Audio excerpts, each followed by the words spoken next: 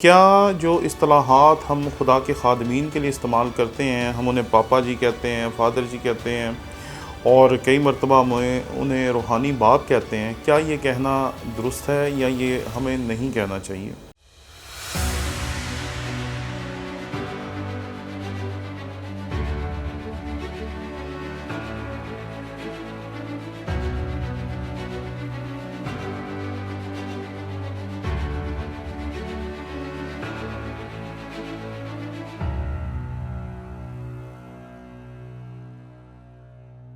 مسیح یسوع کے عظیم و جلیل نام میں آپ کی سلامتی ہو۔ میرا نام پادری پروفیسر ٹونی ولیم ہے۔ ہمارے خاندان کے ایک رکن ہیں جنید صاحب، وہ امریکہ میں ہوتے ہیں۔ وہاں سے انہوں نے مجھے ایک سوال بھیجا کہ کیا جو اصطلاحات ہم خدا کے خادمین کے لیے استعمال کرتے ہیں، ہم انہیں پاپا جی کہتے ہیں، فادر جی کہتے ہیں، اور کئی مرتبہ ہم انہیں روحانی باپ کہتے ہیں، کیا یہ کہنا درست ہے یا یہ ہمیں نہیں کہنا چاہیے؟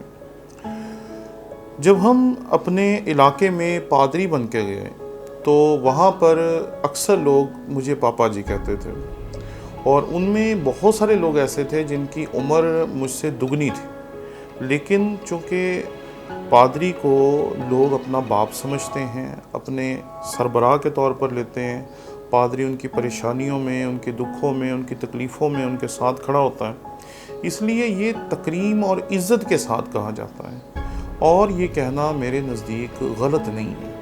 لیکن جب آپ کوئی بھی اصطلاح استعمال کرتے ہیں تو آپ کو پتہ ہونا چاہیے کہ وہ اصطلاح کس مفہوم میں استعمال کر رہے ہیں۔ ایک اور اصطلاح اس ضمن میں انہوں نے جس کا تذکرہ کیا وہ تھی روحانی استاد یا روحانی باپ۔ اب یہ جو اصطلاح ہے کئی مرتبہ ہم ان لوگوں کے لیے استعمال کرتے ہیں جو ہماری زندگی میں باپ کا کردار ادا کرتے ہیں، لیکن وہ ہمارے باپ ہوتے نہیں، تو ہم انہیں کہتے ہیں کہ یہ ہمارے روحانی باپ ہیں، اور اکثر یہ اصطلاح استعمال کی جاتی ہے خدا کے خادمین کے لیے۔ لیکن ان تمام اصطلاحات کے استعمال کا تعلق ہمارے معاشرے کے ساتھ ہے۔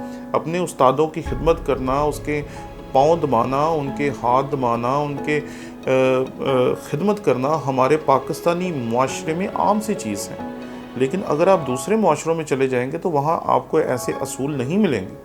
اس لیے یہ بات یاد رکھیں کہ یہ تمام باتیں معاشرتی ہیں اور ہمارے معاشرے میں یہ قائم ہیں اور یہ غلط نہیں ہے، لیکن جب کوئی بات آپ کی تھیولوجی سے ٹکراتی ہے تو وہ بات کرنا درست نہیں۔ اس لیے جب بھی کوئی اصطلاح استعمال کریں، کوئی جملہ استعمال کریں، کوئی لفظ استعمال کریں، تو ہمیشہ یہ بات یاد رکھیں کہ وہ آپ کی تھیولوجی کے خلاف نہیں ہونی چاہیے۔